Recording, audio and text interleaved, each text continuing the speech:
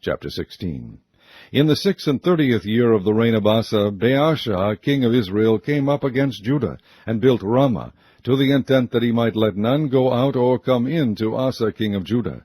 Then Asa brought out silver and gold out of the treasures of the house of the Lord, and of the king's house, and sent to Benhadad king of Syria, that dwelt at Damascus, saying, There is a league between me and thee, as there was between my father and thy father. Behold, I have sent thee silver and gold. Go, break thy league with Baasha king of Israel, that he may depart from me.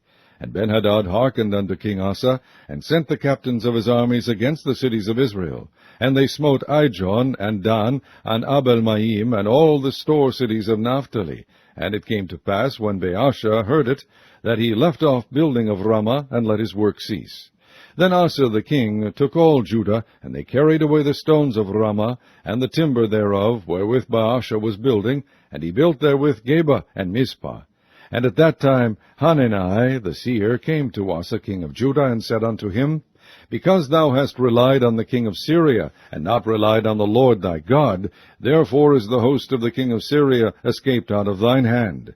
Were not the Ethiopians and the Lubims a huge host, with very many chariots and horsemen?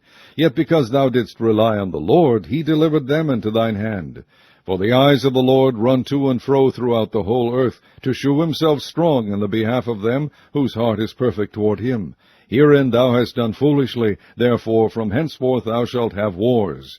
Then Asa was wroth with the seer, and put him in a prison house, for he was in a rage with him because of this thing. And Asa oppressed some of the people the same time. And behold, the acts of Asa, first and last, lo, they are written in the book of the kings of Judah and Israel. And Asa, in the 39th year of his reign, was diseased in his feet, until his disease was exceeding great.